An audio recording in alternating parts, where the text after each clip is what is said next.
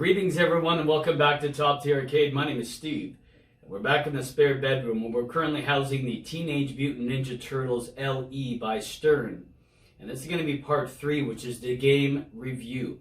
In a moment I'm going to take you through the game's features, the differences between the Pro, Premium, and LE, special features about the game which are unique, and also what the game offers as far as depth and strategy, which is extensive. These new Stern games and overall new pinball manufacturers are not so simplistic.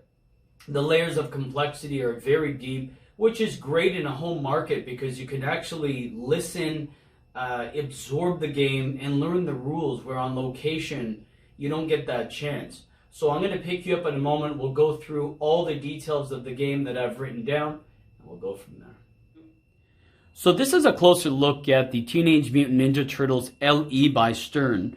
Why don't we start off with a few basic features of the game, including its system. It's the Stern Spike 2 system. The artwork was hand-drawn by Zombie Yeti, arguably the most consistent and best artist in pinball at the moment.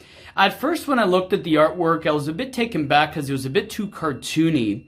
And I thought it over now that I have the game and I'm looking closer. The contrast between the old Teenage Mutant Ninja Turtles Data East, which I have in this corner right here. If you haven't seen my videos prior, I have them archived from years ago. And what you'll notice is this game is based more on the cartoon. That's why it has a different vibe. Plus, Nickelodeon probably had some say in the matter as well. Where the old game, this one here, which was made back in '91, so we're talking literally 20 years from the differences.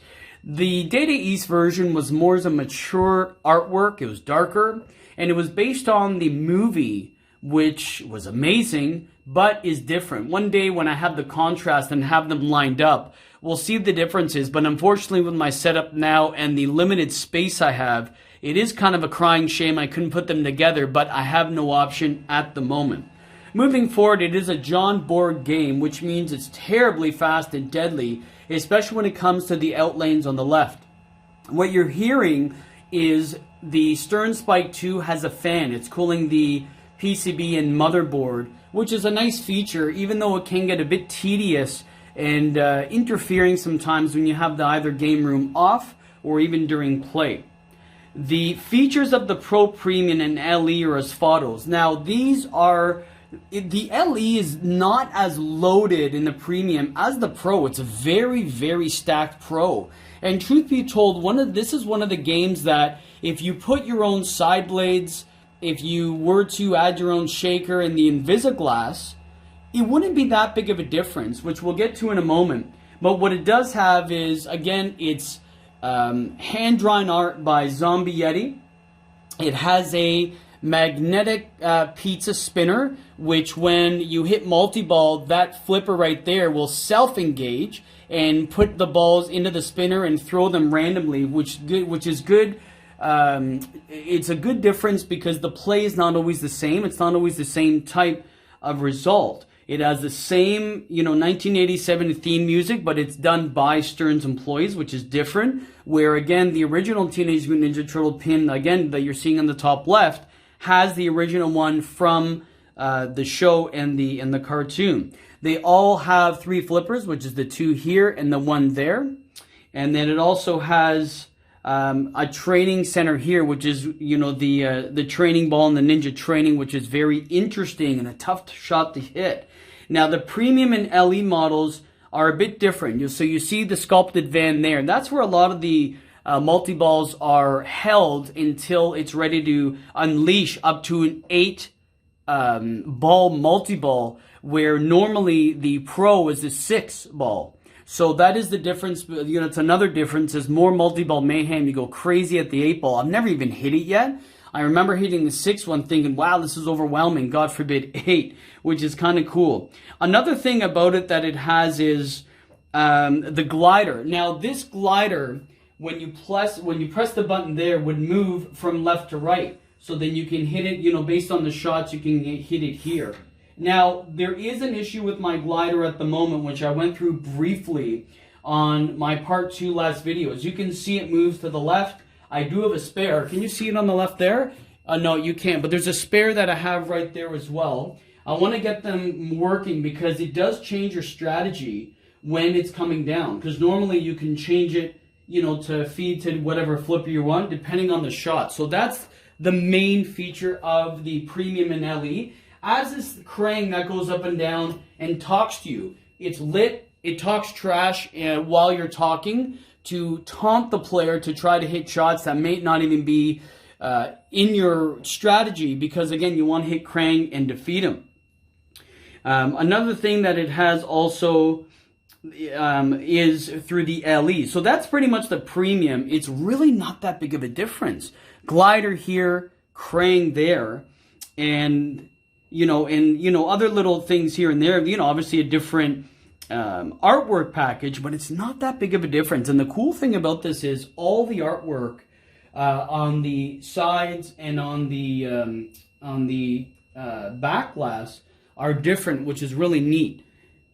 Now the LE, which this version is there was only 500 ever made. I currently have number 242 of the 500. What the LE includes is it would give you a mirrored black back glass. We'll check in a moment. The artwork is a different art than, and again, we went on to it the last game. It has the autograph by John Borg, the custom art blades, as you can see in there. It also has an upgraded audio system we'll look at in a moment. It has the anti-reflective pinball glass, a shaker motor, and a numbered plaque. Now, we're going to look at that closer in just a second. Another cool thing about this is the ability to press the action button here, which I'll just show you in a moment. So you can then eat pizzas. So we'll go through it actually right now. Here is the LE back glass. I do show it in my other videos. You can see it's mirrored. Maybe if I open the... can you see it better now? Not really. You can normally see it. You see how Michelangelo has the mirrored outline? If you look at my other video, I'll go closer into it, but you can see it. There is the upgraded speakers, the Kenwood that you get with the LE, and also the numbered plaque. We then go into the powder-coated rails and then legs as well. So that's a feature that the LE brings. Obviously, the artwork is different, which is really neat. And, it's a lot more bling. Here is the hand-signed John Borg signature, part of the LE. And you do get the certificate of authenticity as well. Maybe I'll show you that at the end. But what I'm also going to do now is, while we're going just straight into it, remember I was talking about the glider. There's a strategy to it. So the glider has 5 different options. When it's in purple, when you're pressing that button right there, and when you see it, it's different colors. And when, for example, is when it's in purple, you can divert the position and the glider for your shot. Now there are some modes though that are done by itself by the actual logic. It actually moves it depending on a specific scene or shot in the movie, or in the show, I should say. Now, a really cool thing about this is the strategy.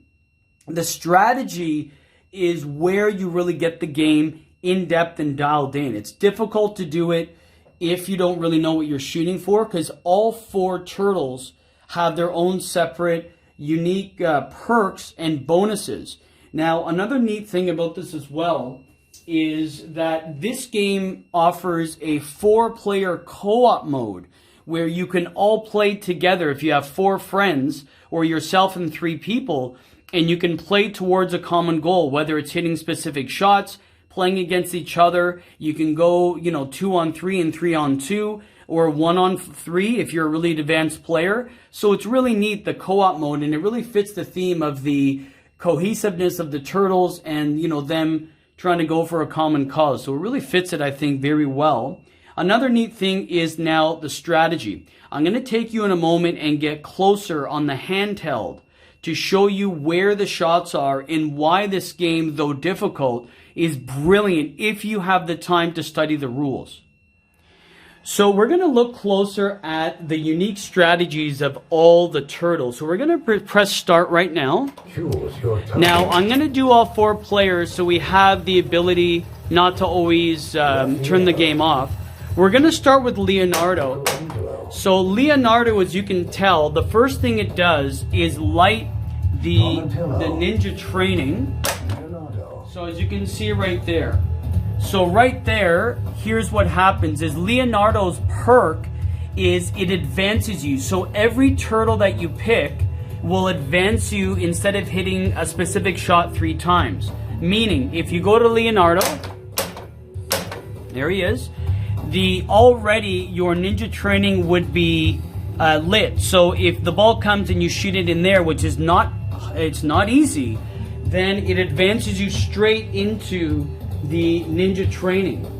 Next would be Raphael, which his perk is automatically advances the light and lit episodes. So instead of getting it up the ramp 3 times, Raphael will automatically make it where you can shoot the episodes where if you hit it in the van, you get to start an episode, which if you're more of an intuitive player that wants more of an engagement based on the LED, the LCD, it's better, it's more interactive, it's more fun. So Raphael, it goes straight to the mode, so you don't have to hit multiple shots, you go straight into it, advance right to that. Next is Michelangelo, which is very interesting. There he is there. What Michelangelo does is he lights the outlanes. So if you're a novice player or a beginner, and because it's a board game and it's actually very fast, Michelangelo always has the outlanes here, and it will save you twice. You can change the rules in the settings, but normally Michelangelo, again, will keep the ball save feature there, so you can play again and consistently play. If you find that you're having a hard time keeping ball times high, Michelangelo's the guy to pick, because again, he saves you if you just find you're getting killed. And then not only that, but when you hit the in lane here, it will change it to here. So it actually has an option where, like, when you hit the switch, it will then change your save to here again. So that's Michelangelo's perk. And then Raphael's is really neat as well. So to Donatello. Donatello's perk is an instant multi-ball. So instead of, again, forwarding and advancing the shots, once you hit this ramp, it's instant multi-ball for Donatello. That's his perk. So that is where the strategy lies is, did you want a different approach to each turtle? Yes. And it changes based on the gameplay and how you become as a player in advance. I'm going to get into my personal strategy and what you should be choosing if you choose to play the game, maybe as a beginner's tutorial. Another thing is every turtle has their own unique skill shot, which is really cool. So let's go back to Leo. Leo's skill shot, as it's lit here, is in the training mode. So it acts as a both the advanced of the feature and your mode, but also it gets, that's the skill shot there. So that's Leo's skill shot right there. Next, so going into the skill shot, what else here? Michelangelo is the truck shot. So in the van, when you go to Mike, his skill shot is right there. So you hit it in the van, which is actually a pretty easy skill shot to hit, where Leo's is very difficult. Next is the Raphael's. So Raphael's skill shot is up this ramp. So you would hit the left ramp and you'd get the skill shot there. And that leaves us to Donatello, where Donatello's you would, once you either hit the orbit or you plunge, his is right there. So when it plunges, you'd have to hit the left flipper and then get it up there. You'd have to nail that shot. It's not doing it because it's not engaged. So that's the 4 skill shots and the 4 perks of picking each turtle, which is a huge strategy based on how you start. Now, I'm going to set you up and give you my reasoning of, if it was what to choose if you're new to the game. So now that I've showed you a high-level overview of the game, you can tell that the complexity on the rules and what turtle you start with will greatly alter the game and your path through playing. So for more advanced players, here's my humble opinion. If you're an advanced player and you really wanted to get into it and know the game well, the best turtle to pick would be Leonardo, because it's meant for players that have to hit more difficult shots, especially getting in the layer. Now, normally I would try to hit it with the flipper to the right, but it doesn't. It's too hard. The best thing to do is backhand it from the left flipper and get it in, but it's easier said than done.